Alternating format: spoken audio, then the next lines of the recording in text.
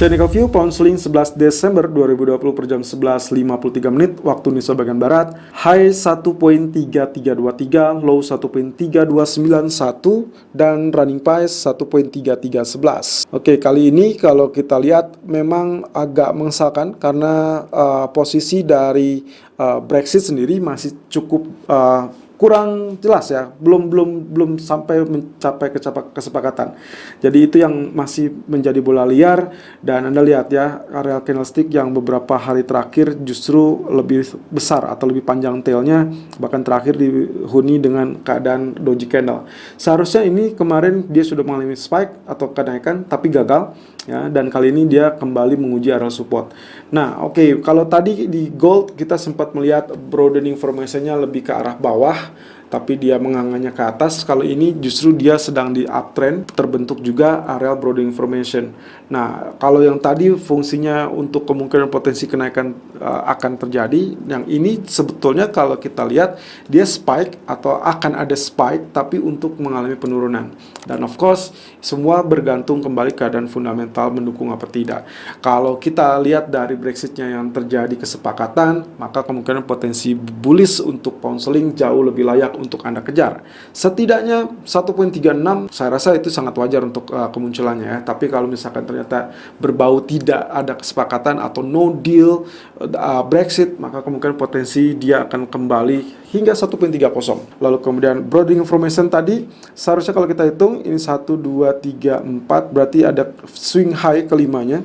Oleh karenanya sangat wajar ya kalau misalkan dia mencoba untuk naik kembali, mungkin hanya tertahan di kisaran 1.3466 ya. Tapi hati-hati di sini, kemungkinan dia akan rejection, meskipun seharusnya idealnya dia akan mencapai new high dulu, barulah nanti dia akan mengalami penurunan. Nah, kemudian di grafik H4-nya sendiri potensinya hampir mirip ya, hanya aja ini lebih smaller ya, lebih kecil. Oke, kalau kita lihat di sini ada beberapa area yang menjadi area support ataupun resisten yang kita memang sudah gunakan. Memang ini adalah resisten yang relatif kuat 1.3390, lalu kemudian supportnya juga secara kebetulan 1.3265 ataupun 1.3220 ya, persis yang 2 hari yang lalu. Maka kali ini kalaupun dia ada swing high seperti ini, well, saya rasa Anda layak atau masih layak untuk melakukan sell ya, karena kita agak pesimis untuk keadaan Brexit itu sendiri. Sell on pullback di area 1.3300 dan juga ataupun 1.3315 sudah muncul areanya, dan target pertama adalah 1.3265, lalu kemudian target keduanya adalah 1.3200. Jadi kemungkinan ada kemungkinan potensi tembus.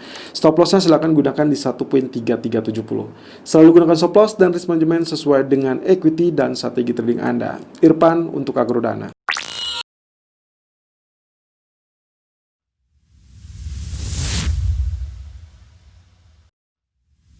Technical View Euro USD 11 Desember 2020 per jam 11.56 menit waktu Indonesia bagian Barat. High 1.2159, low 1.2154, running price 1.2155.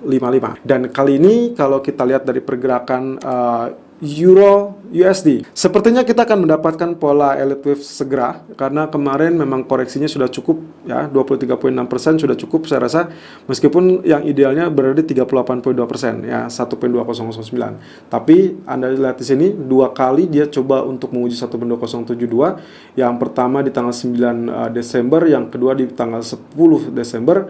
Yang pertama justru dia sempat 1.2058 tapi tidak berhasil lebih dalam, lalu kemudian dia rebound.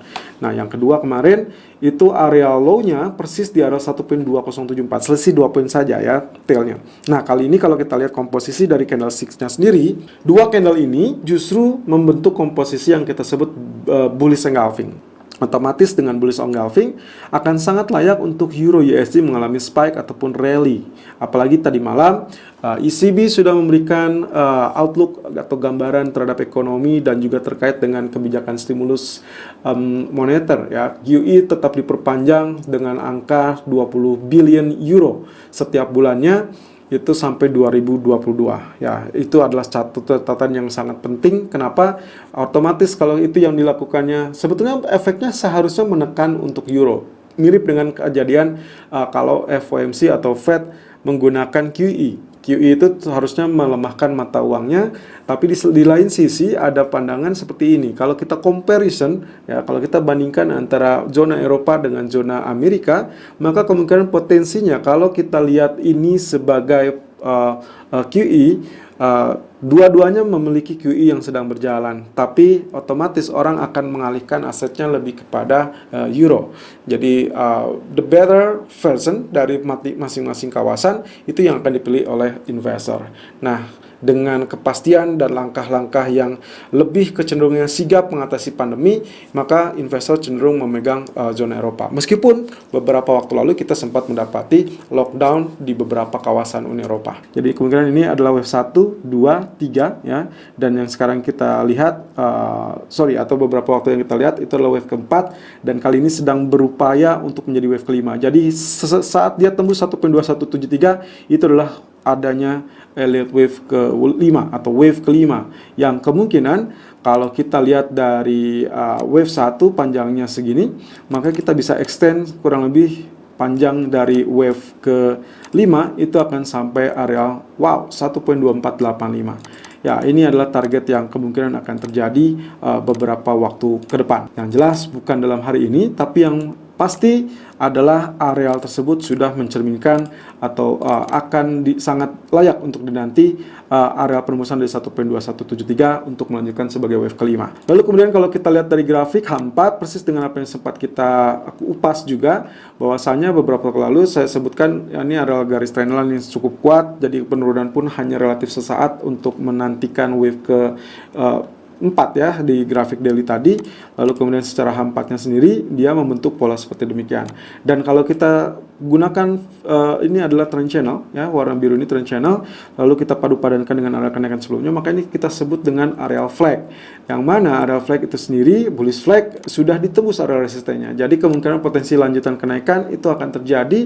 Target dari bullish flag sendiri itu 1.2377. Jadi tadi di daily chart wave kelima kemungkinan targetnya 1.2485, di grafik H4 targetnya dari bullish flag adalah 1.2377 dengan zona tengah berada di 1.2256. So, prepare untuk lakukan buy di 1.2110 ataupun 1.2125.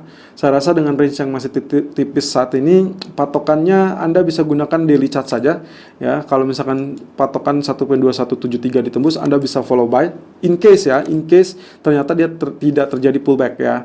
Kalau lebih bagus lagi kalau terjadi pullback di 1.2125, Anda silakan bisa lakukan buy. Target pertama adalah 1.2185, target kedua adalah 1.2255. Stop loss silakan gunakan 1.2050. Selalu gunakan stop loss dan risk management sesuai dengan equity dan strategi trading Anda. Irfan untuk Agrodana.